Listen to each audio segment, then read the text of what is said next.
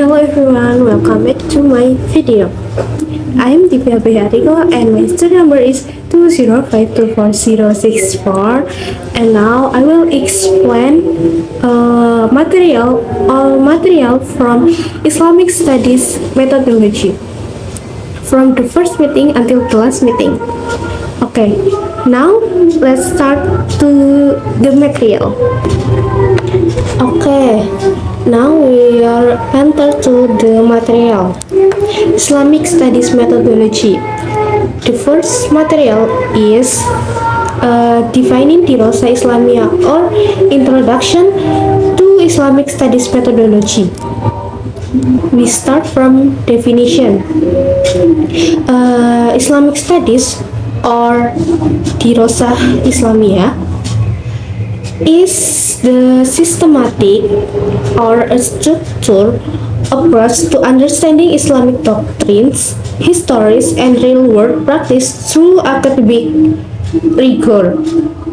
Okay, the purpose or the primary goal is for transitioning from a pure subject doctrinal approach to a rational object scientific perspective. Okay, this help Islamic values stay relevant in our globalization era. Okay, the next material is the evolution of Islamic studies or histories of the growth and development of Islamic studies. The first in the Muslim world. In the Muslim world, it developed fast in the great centers of learning like Nazimiyah in Baghdad and Al-Azhar in Cairo. In the world Muslim, and then next in the Western world, it started through intellectual contact during the Islamic Golden Age. In the Western world, Orientalists studied it. Over time, their work changed from biased views to objective scientific analysis. Yes. Okay. The next in the global synthesis. It start modern studies bridge classical tradition with modern academic method. Okay, next, third meeting. The title is Religion and the Human Fitrah, or Religion in Human Life. Why do human needs religion? Okay, humans are naturally religious because of their fitrah or innate nature. We naturally look for the truth, or the name is Tauhid. Religion acts as a pedoman hidup, so providing clear answer to metaphysical question that reason or akal cannot reach alone. Okay. Next material is holistic pillars of Islamic life. We study Islam is a holistic system with three pillars. The first one is Aqidah. Aqidah is the core foundation of faith and pure monotheism. The second pillar is Ibadah. Ibadah is worship expressed through ritual and social action. The last pillar is Akhlaq. Akhlaq is internal ethics and behavior towards good, God, and society. These three pillars dimension govern the relationship between men or between we as human and God. The name is Hablum Minallah, and the human and society or with each other, the name is Hablum Minanas. Okay. Next material, Islamic as a cultural phenomenon. Scientific studies requires observing Islam from the two distinct perspectives. The divine doctrine is absolute, and then scared, and the final. And then, if the cultural phenomenon is this human side, it is about how human interpret the religions. It look at the diverse tradition and social interaction of Muslim communities in history. Okay. Next material is multidisciplinary methodologies or method in Islamic studies. Because religion is connected with society, we cannot study it only from holy texts. We need multidisciplinary approach. The first is sociological. Sociological is how religion interact with social and the organization. And then from historical it examines religions even using time, place, and the context. Okay. The next is anthropological. It observes how people actually practice religion in their daily activities. And the last, from psychological. Studies in the psychological is how religious belief affect human behavior and feeling. Okay, this material is normative and empirical research or religious research and research on religious. This material we split academic research into two types. The first one is research on religious. Research or religions or normative research, it explores the internal truth of the religion doctrines.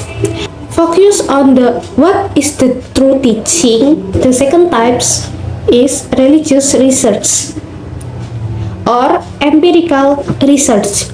It observes religion as a social fact. The doctrine is absolute, but human understanding of the doctrine is open scientific research. In the religious research, focus on how do people understand the teaching. Quranic interpretive models. This material, how do we study the Quran? Interpretative methodology or ilmu tafsir use four main models. First one is Ijmali. Ijmali is a global or general explanation. The second one is Tahlili. Tahlili is an analytical studies verse by verse or detail verse by verse. The third model is Muqarrin or comparative studies of verse and of opinion. Last one is Mawadui. Mawadui is collecting verse about the same topic. Modern research love this thematic model to find Quranic answer to modern problems. Next is Hadith authentication.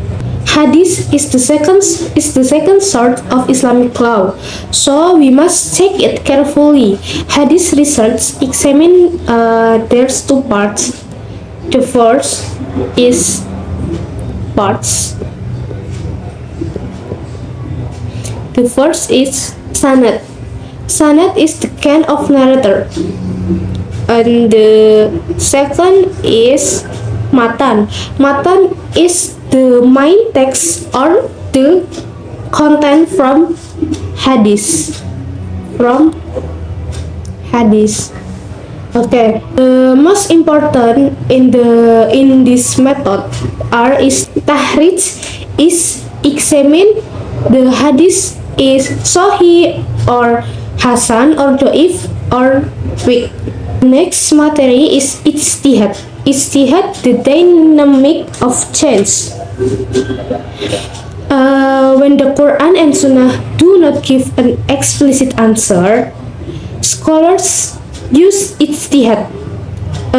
Scholars, or the name is mujtahid, use his high intellectual effort to find legal rulings. Yes, the first method is qiyas.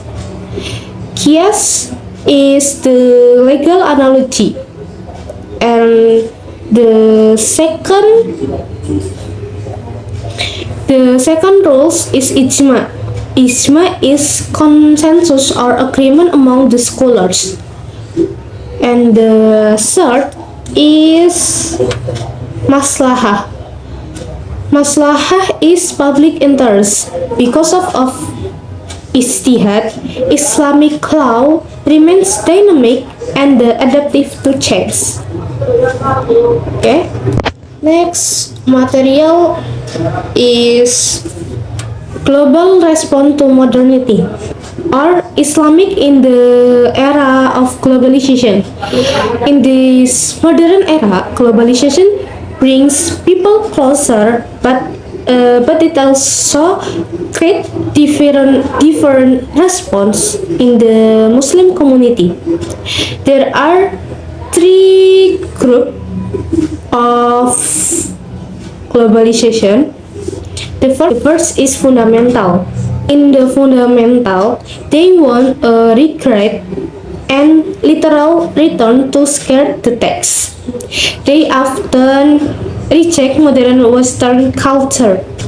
In this literal return to sacred texts, but often reject modern Western culture. The second group is liberal. Liberal, they prioritize human rationality and cultural freedom over strict traditional.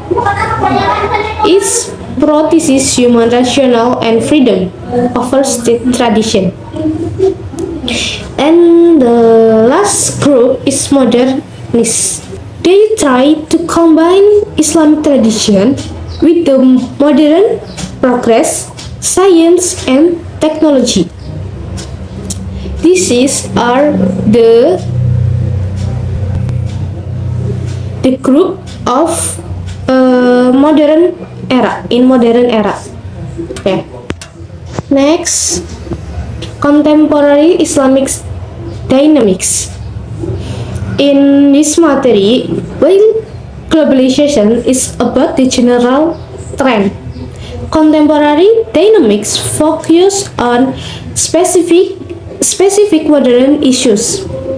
Today, we see discussion about Islamic politics, human rights, gender equality in public space, pluralism, and how Muslims use digital tools and AI to show their fight. This proof that modern Islam is plural and connected and always interacting with modern reality. The last material is core discipline overview, or areas in Islamic studies. Okay, finally we look at the big map of discipline within Islamic studies. It covers four main areas. The first one is fiqh. Fiqh is the study of practical Islamic law. Fiqh is the highest material or the highest area. Fiqh focus on Islamic law, and then the purpose is for practical life regulation. The second one is kalam. Kalam is Islamic theology that use reason to define the faith. The core focus is Islamic theology, and then the purpose is defining faith via reason. Okay, next is tasawuf. Tasawuf, the core focus in is mystic. The purpose is purification of the soul.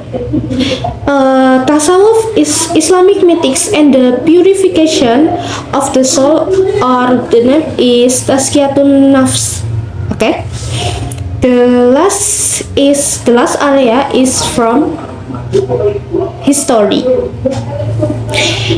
History of the civilization. The chronological studies of Muslim progress from the classical era